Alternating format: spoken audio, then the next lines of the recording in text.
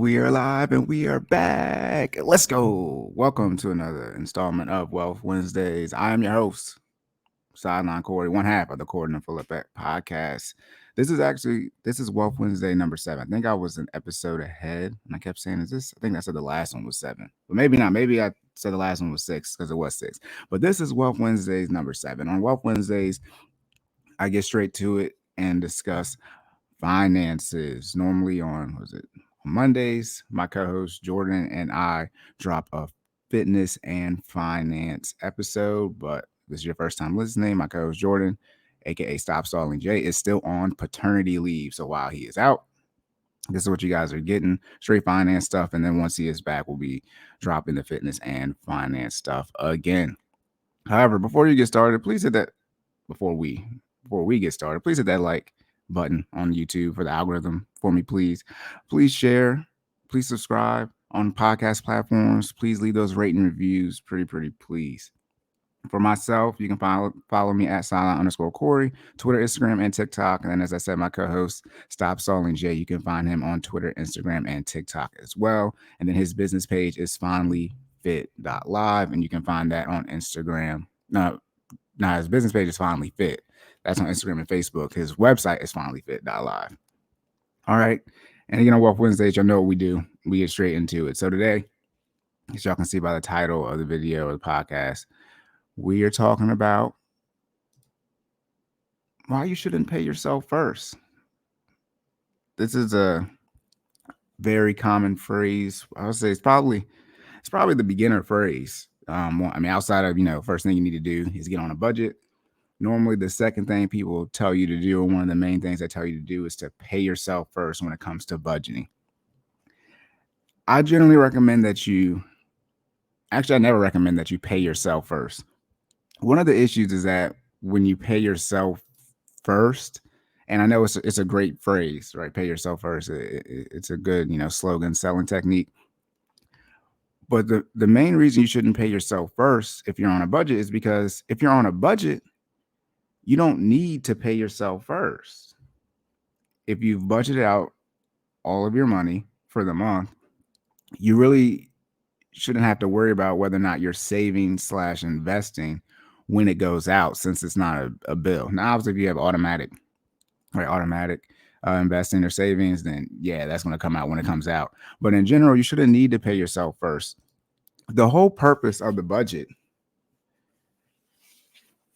is for you to learn and be disciplined when it comes to managing your money. So if you pay yourself first, that means the very first thing you do, right? Redundant, but the very first thing you do would be to save/invest. The reason I don't recommend to do that is because the issue, like numbers wise, is that a lot of people can save/invest or get out of debt. But the question is, can they build that savings and keep it there and only use it for what it's for, or not liquidate their investments before the intended date? Or can they get out of debt and stay out of debt? And when you have this mindset of paying yourself first, what happens with a lot of people is, let's just say they're able to save $500 this month, right? And they pay themselves first. They do it on the first of the month. What usually ends up happening is that people end up tapping into that $500 or that savings account. That is not the habit that you want to build, or the mindset you want to have around your savings. And they don't tap into their savings or that $500 because an emergency has popped up. They tap into it because they, quote unquote, paid themselves first and didn't budget their funds properly. I generally recommend that you save/pay yourself last. That's the last thing you do for the month. We talked about income, assets, and liquidity, and I talked about the budget before as far as income minus outgo equals leftover in that cash flow. You want to make sure you have as much cash flow for the month. Now, if you got a crazy income / crazy low expenses, right? You got thousands, tens of $1,000s, right, left over. This probably isn't going to impact you that much. But for people who don't even have 30% of their money to save, they're scrapping everything they can to save. You don't want to build a habit where you're saving money, and within that 30-day period in which you save that money, you're already withdrawing from it. That's going to put you in the mindset of taking out a 401k loan. That's going to put you in the mindset of tapping into your emergency fund or justifying something that's not an emergency as an emergency and tapping into your emergency fund, or investing some money in a personal brokerage account and selling too early because the market's going down and now you didn't realize all these losses when you shouldn't have. That's what happens when you have the mindset of pay yourself first. And again, like I said, I love the logic of it. If you've never done anything right before from a financial standpoint, you're just learning now. It's like, yeah, you need to get some money saved. A savings goal can be the first goal that you have. I agree with that. But as far as actually when you get paid or how you execute your budget, you should not pay yourself first. The first thing you should do is make sure you have enough money for food. Because if you budget properly, you shouldn't have to tap into your savings or your investments or whatever, this pay yourself first logic. If you budget properly, like I said, most people do. So what happens is they under budget for their necessities. Okay. See, if you're tapping into your savings and you're still struggling to pay for groceries or find money for the electric bill, whatever, you might need to lower how much money you're saving, right? First. However, if you took the mindset that I think you should have and not pay yourself first, pay yourself last, you wouldn't have to worry about reducing how much money you're saving, because from a mental aspect of it, or behavioral, emotional standpoint, financially, you're seeing that you're saving $500 and then you're taking right away from it. So you don't get the same gratification as if you truly hit your savings goal. Versus what I recommend is not even just saving the money or paying yourself first, but the same thing when it comes to the debt snowball or even investing is what you want to do is you want to build habits as far as budgeting techniques that are transferable. So the reason I say you should pay yourself last is because that's usually what you're using to pay yourself is quote unquote that snowball money, from the example, if you're aggressively paying off debt. So let's just say this is still the same example. You have $500 that you can put towards savings, investing, debt payoff, whatever, and you have a debt payoff goal. After you make your debt payments and take care of your necessities, that $500 extra dollars, I would tell you not to put that money towards your debt until the end of the month, right before you get paid again. So if anything pops up or happens, you can tap into that $500 that in this case can be viewed as disposable income because you've already taken care of your necessities and your debt payments. And this $500 is just what you're using to be intentional and more aggressive in hitting your goals. But if you tap into it, you're good to go because you have all your bills taken care of, versus being in a situation where, let's say you don't have a savings goal, but you have a debt goal, right? And you put that $500 towards your car loan. You can't get that $500 back. Now, credit card, obviously you can get that money back, but you don't want to do that. What you don't want to, and that's what ends up happening. You guys aggressively pay off your credit card in the beginning of the month, and then you didn't properly budget the rest of your money, and now you got to get back into credit card debt. Those are the habits that people usually have from paying themselves first. And that's why a lot of people can get out of debt, but not stay out of it. A lot of people can save money, but end up tapping into their emergency fund or investing and end up taking away from it, is because they have, in my eyes, right? There's no data behind this, but in my eyes, have the mindset of paying themselves first. Now, when you do execute your budget, if you have everything set up properly, you will be able to take away, let's say, from that $500 anytime you want to, because hopefully you have it at the beginning of the month. But again, most people are out here paying themselves first. And it's like, well, how much money did you save this month? And it's like, $100. Like, what happened to it? Well, I went out to eat and I did this and that, because the money's still sitting there. Because again, if you don't have any habits, any discipline when it comes to managing your money, the last thing you need is your quote unquote $500 or your saved amount of money just sitting there the whole month. You're going to take from it, which is why most people do that. And if you think about people who are, struggling financially, in poverty, they can't pay themselves first. They have to take care of their necessities first, right? And which everyone should do, take care of your needs first. And then, like I said, if the first goal you have from a financial standpoint is a savings goal, then yeah, that makes sense. And then the last thing you want to do is put yourself in a position where you don't have to stop your savings or stop your investing. A lot of people get in a position where they don't look at making sure they're paying for their necessities and eliminating debt or making their debt payments first. But by paying themselves first, they put themselves in a position where they're used, or they built the habits of not saving as much money as possible / pulling from that money. And they put themselves in a position where they end up having to stop or lower their savings rate drastically, or they have to stop investing. What I want you to do when you learn these budgeting skills that I'm talking about and that I'm teaching you is that you want to put yourself in a position that you don't want to have to stop your investing. That's why I talk about putting that $500 at the end of the month right towards your debt or your savings or whatever. Let's just say you pay off your debt. All we're going to do is just stop putting that $500 towards your car loan and just turn around and change that extra for the car loan line item in your budget to investing or to a savings goal or house down payment, whatever you want to do, versus being in a situation, because you don't want to be in a situation where let's say you're trying to save for a house down payment. So you're saving that first. You don't want to have the skills or the budgeting techniques where it's like, yeah, I'm used to taking out my savings, so I'm just going to take away from my house down payment. That's going to impact your goals and impact your timeline as far as when you're able to hit stuff. All right. And then let me see, what's the last thing I have? Oh, yeah, the transferable skills. So yeah, this is a quick one. Like I said, I'm trying to keep these, as short as possible. But again, that's why I don't recommend paying yourself first. And even if you have things set up from a percentage standpoint, right? It shouldn't matter where you kick it out. A lot of people are going to say, save the money, right? Put it in a different bank account, whatever that you don't have, checking account / debit card access to.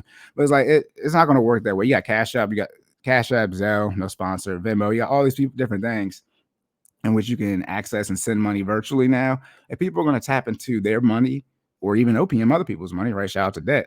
They're going to do that.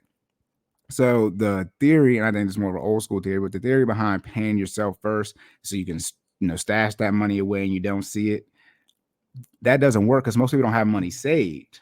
And again, people can usually save up that money, but then they tap into it. And so that's why I have the mindset or teach people the technique of put that money away towards the end. That way you don't, if you tap into it, then you've already rearranged that budget. Let's say you need $250 for something. So you take that 500 and then you just change it to 250, and now you got another 250 in your budget to allocate it to whatever you need. And then when you actually look and see how much money did I save this month, it's the 250 versus paying yourself at the beginning of the month, saving that $500.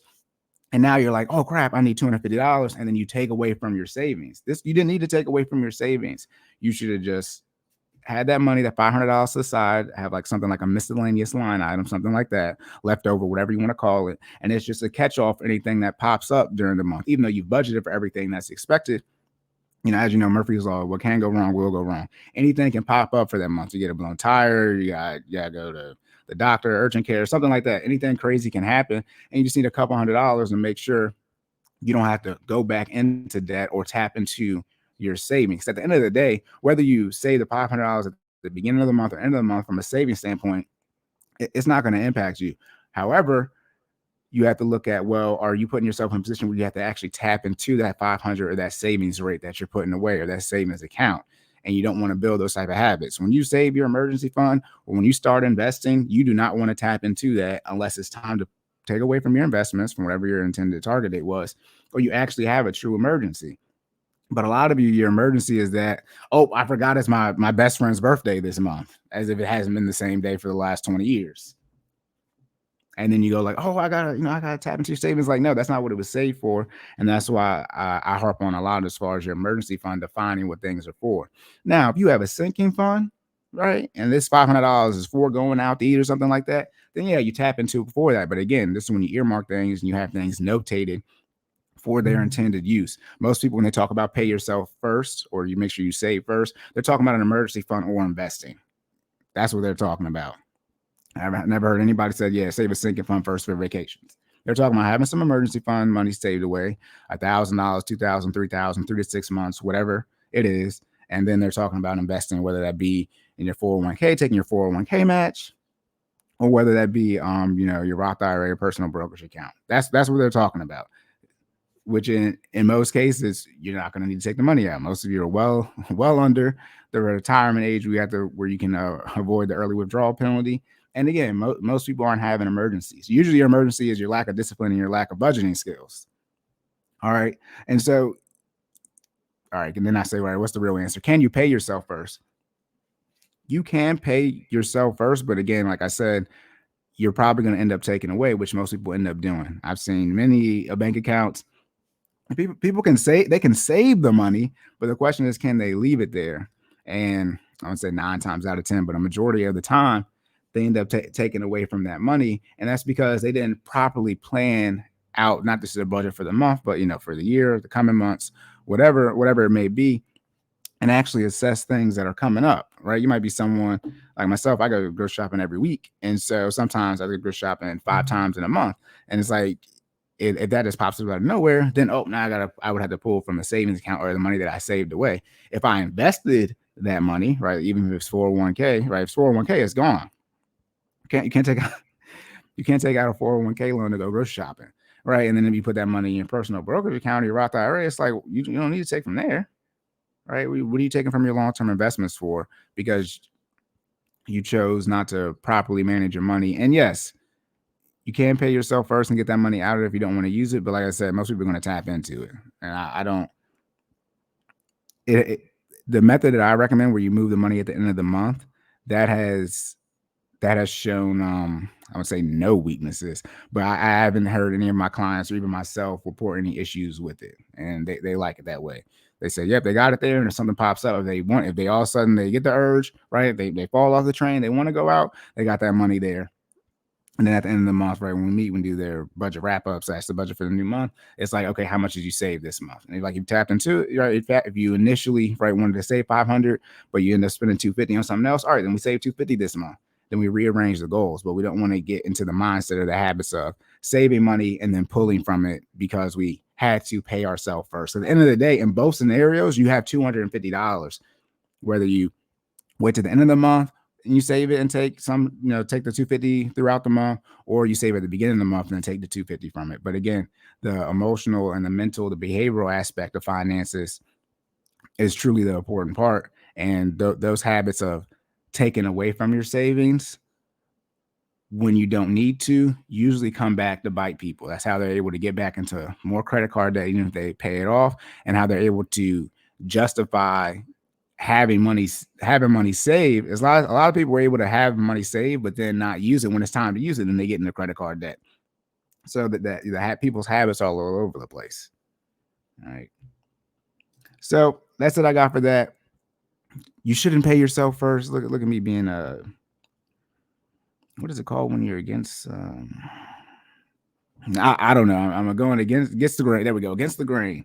Okay. A lot of people say pay yourself first, and it's a good mindset to have because most people have no money saved. So you do need to save some money. But again, that's the first savings goal, because after we pay for your necessities and your debt payments, if you properly budget, let's just say we got 5 necessities, right? Let's say 6, right? The financial house, you got 6 necessities, right? Overall. And then let's just say you got a car loan, student loan, and a credit card. So we got roughly 10 budget items. Then the 11th one is going to be savings, right? But most people, if they put that money away first, they end up tapping into it because they didn't flush out the rest of their budget when it comes to the lifestyle part. And you guys under budget, and you underestimate how much you go out, or how much it costs to go out, or how going out impacts your gas, and then driving more impacts the wear and tear on your car, and so your maintenance is due faster. All these different things that get impacted by going out. And then now you're saying, well, we DoorDash, Cory, right? They delivering to us. So that now you got got them fees, they charging you the tips, mandatory things like that on that. That really costs more money. It would have saved you money if you just went and got the food, but now you're in DoorDash, and now it costs you more money. So shout out to the people who say pay yourself first, which is most people, right? Most people are going to tell you to save some money, save money first. I'm not of that train of thought. Obviously, it does work. Let me be very clear. You can't pay yourself first and still win financially and budget properly, et cetera, et cetera. But what I usually teach people to do is to have that money, just have it to the side, and then tap into it if you need to. And if not, cool. You're going to save the $500 for the month, and you're at where you're at. Because even from if you want to pay yourself first from an investing standpoint, right? You're supposed to invest long term anyway. So whether if you invest at the end of the month, it's set in the beginning of the next month, right? So it's not that big of a deal for your dollar cost averaging every month. For a 401k standpoint, obviously that money's gone. We're talking about money that you actually get paid. So technically you would be quote unquote paying yourself first for a 401k. That's not a knock on that for this one. That's the money's gone. We're talking about the net, not your gross here. So for the 401k people, yeah, pay yourself first. I do pay myself first in that standpoint. That's coming out with the taxes and the benefits and things like that.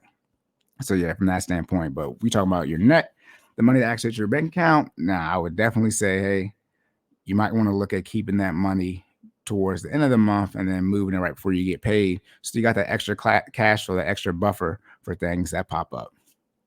All right. So again, that's the end of the episode. Shout out to people who say pay yourself first. Here, I have to ask Jordan how he feels about that. Obviously, you can imagine Jordan. Jordan does what I told him to do, where you wait to the end of the month. But I have to talk to him about that. But yep. So again, make sure you hit that like button before you get up out of here on YouTube. Make sure you subscribe as well. Make sure you share this with somebody. Put us in the group chat, as Jordan says. Again, if you have any questions, comments, concerns, please leave comments on YouTube, on any of the videos, on any of our platforms, on social media. Again, I'm _Cory. You can follow me on Twitter, Instagram, and TikTok. And my co-host Jordan is Stop Stalling J on Twitter, Instagram, and TikTok as well. And his business page is FinallyFit on Instagram and Facebook. And his website is FinallyFit.live. The live classes have started back up. So from a paternity leave standpoint, Jordan has found time to work out. But he hasn't found time to look at that. He chose FinallyFit over the podcast, y'all. How do y'all feel about that? I'm going to talk to him about that. No, I'm joking. And then for myself, financial coaching, $50 for one 1-hour session a month, or $100 for one 1-hour session a week. Okay. And then all of this information is in our show notes on YouTube. All right, y'all. These are getting fun. I get some more topics lined up for y'all. I don't know what I'm going to do next. I might do actually.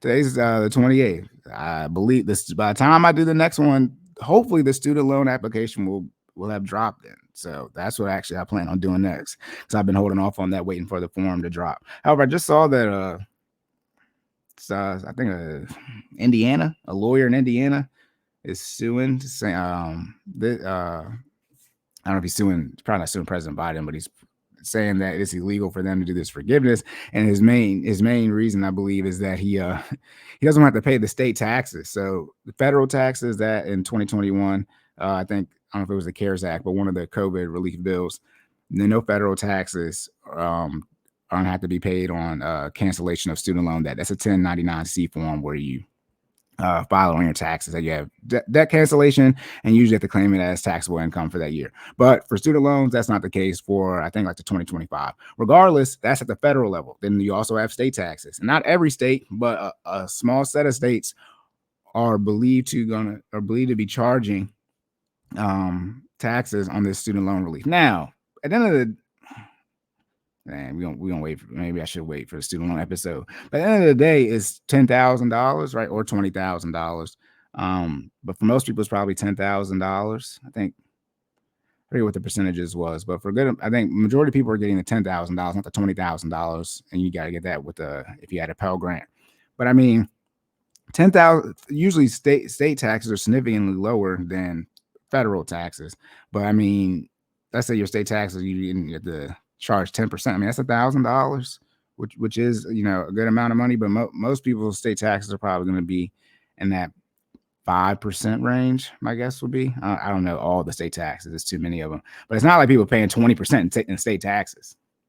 Shout out to California, but California does not do this. Let me look up Indiana state taxes real quick.